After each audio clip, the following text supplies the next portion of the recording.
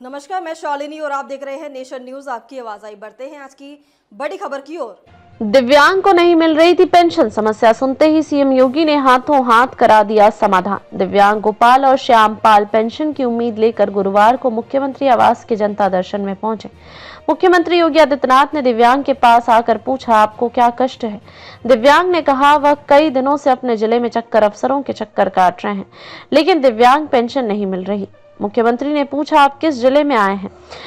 दिव्यांग ने उत्तर दिया, महाराज जी चंदौली से। मुख्यमंत्री ने मुख्य सचिव से कहा कि चंदौली के जिलाधिकारी या दिव्यांग कल्याण अधिकारी से पूछिए कि पेंशन क्यों नहीं मिल रही। लापरवाही मिले तो तुरंत दंडित कर पेंशन जारी करवाएं। कुछ देर में ही चंदौली के दिव्यांग कल्याण अधिकारी का फोन मुख्यमंत्री के ओएसडीए के चौहान के पास आता है। अधिकारी ने बताया कि केवाईसी न होने के कारण पेंशन नहीं मिल पा रही थी। केवाईसी अपडेट करा दी गई है, शाम तक दोनों को पेंशन जारी हो जाएगी।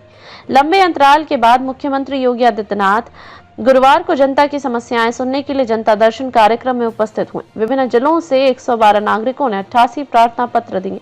मुख्यमंत्री ने सभी की समस्याएं सुनी और संबंधित अधिकारियों को तत्काल कार्रवाई के निर्देश दिए। उन्होंने राजेश और चंद्रशेखर को इलेक्ट्रॉनिक छड़ी दी और उसका उपयोग करना भी सिखाया। अपने माता पिता के साथ आए बच्चों को टॉफी व चॉकलेट भी बांटी। जनता दर्शन कार्यक्रम में मुख्यमंत्री ने वरासत कब्जा पैमाइश से संबंधित 23 आवेदन राजस्व परिषद के अध्यक्ष को सौंपा। पुलिस से जुड़े 23 प्रकरणों में को पुलिस महानिदेशक को दिया। विवेकाधीन कोष, शादी अनुदान आदि से संबंधित 17 आवेदन अपर मुख्य सचिव मुख्यमंत्री को सौंपे। इसी प्रकार विभिन्न प्रकरणों के 25 मामले मुख्य सचिव को तत्काल कार्रवाई के लिए दिए गए। एक प्रकरण बिजली बिल अधिक आने का था और एक अन्य प्रकरण राजधानी में गृहकर से संबंधित भी था। मुख्यमंत्री ने दोनों प्रकरणों के समाधान कराने के भी निर्देश दिए। साथ ही भविष्य में विभाग के अधिकारियों को सुनियोजित व्यवस्था बनाने के लिए कहा। तब तक के लिए बस इतना ही। फिर होगी आपसे मुलाकात। तब तक के लिए नमस्कार और देखते रहिए नेशन न्यूज, आपकी आवाज।